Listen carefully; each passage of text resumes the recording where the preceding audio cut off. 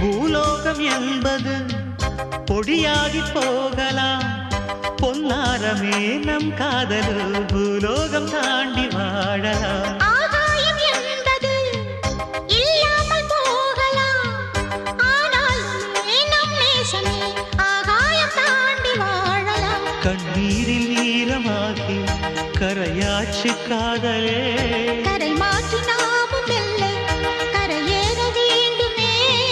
நாளை வரும் காலம் நம்மை கொண்டாடுமே. தாஜ்மஹால் தேவையில்லை அன்னமே அன்னமே, காடுமலை நதிகள் எல்லாம்